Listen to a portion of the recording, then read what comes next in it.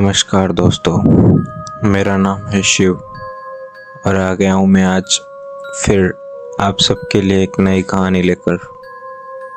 तो बिना देरी के बढ़ते हैं, चलो अब इस कहानी की तरफ। मेरा नाम विवेक है। मैं एक आईटी इंजीनियर हूँ, लेकिन शौकिया तौर पर भूतिया जगहों की डॉक्यूमेंट्री बनाता हूँ।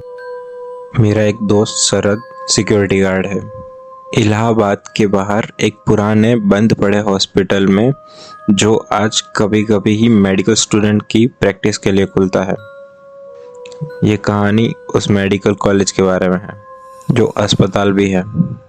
कहानी की शुरुआत होती है। शरद ने एक दिन मुझे कॉल करके कहा, भाई कुछ गड़बड़ है।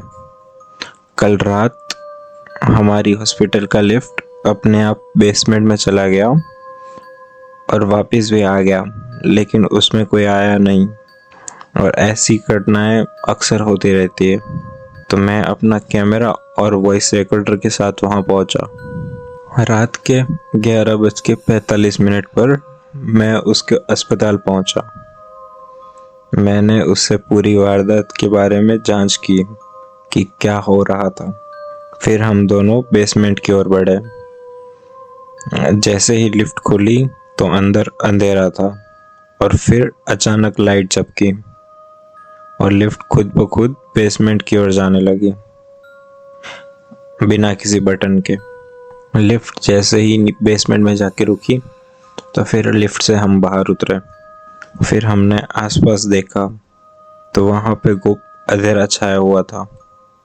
हमें पहले वहां पर कुछ महसूस नहीं हुआ, पर जैसे जैसे समय बीता तो वैसे वैसे अजीब घटनाओं का सिलसिला शुरू हुआ।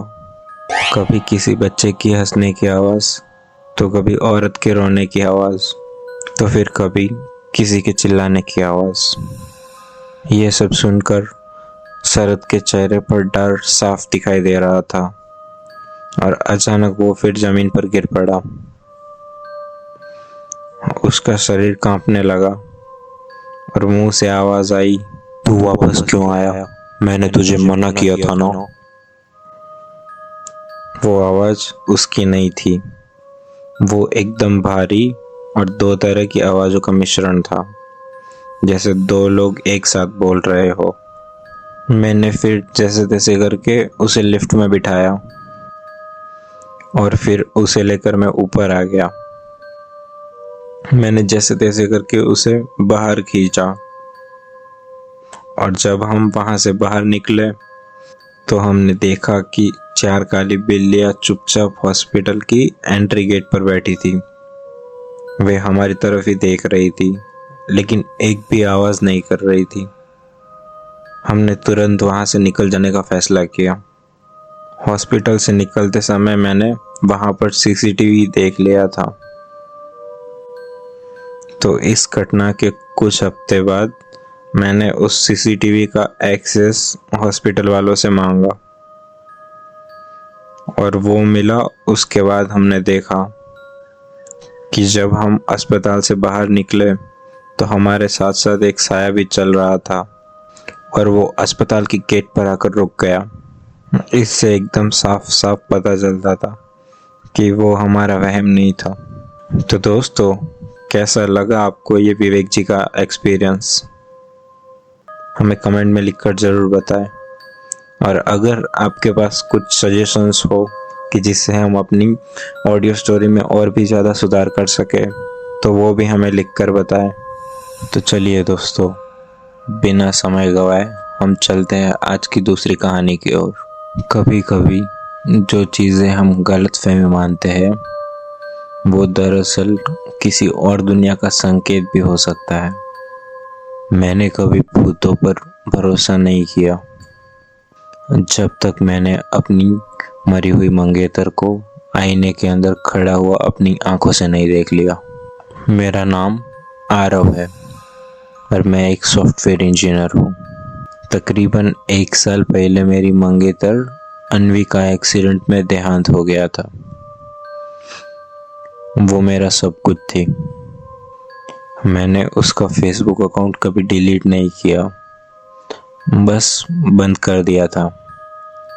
लेकिन 6 महीने बाद आज उसके अकाउंट से मुझे वो ऑनलाइन दिखी और पहला मैसेज आया, where are you, it's so dark here.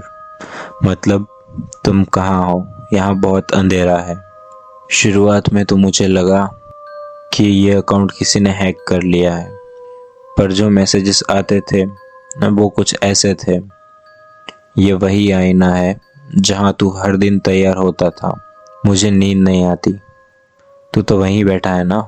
मुझे डर लगने लगा है, क्योंकि जो चीज़ें वो लिख रही थी वो मेरे घर के अंदर की डिटेल्स थी। एक रात 3 बजे मुझे मैसेज आया, तू अपनी आंखें इतनी देर तक आईने में क्यों देखता है। मैं उस वक्त अपने बाथरूम के आईने के सामने था और मैंने किसी को कुछ नहीं बताया था। मेरे पीछे कुछ था। मैंने धीरे से मोबाइल उठाया और कैमरा ऑन किया, पर कैमरे में जो दिखा वो मैं नहीं था। आईने में मैं अकेला नहीं था। उस रात के बाद आईना मेरे लिए एक रास्ता बन गया। हर रात उसमें कोई छाया दिखाई देती। फिर एक दिन आईने में सिर्फ मैं नहीं दिखा। जब मैंने पीछे मुड़ के देखा और फिर वापस घूम के आईने की तरफ देखा तो मुझे हाय आरव ऐसा उंगली से लिखा हुआ दिखा, जो आईने पर जमी पाप पर लिखा गया था। और तभी मेरा मोबाइल फिर बजा और उसमें एक मैसेज था, टर्न अराउंड। ये सब देखकर मैं बहुत घबरा गया था।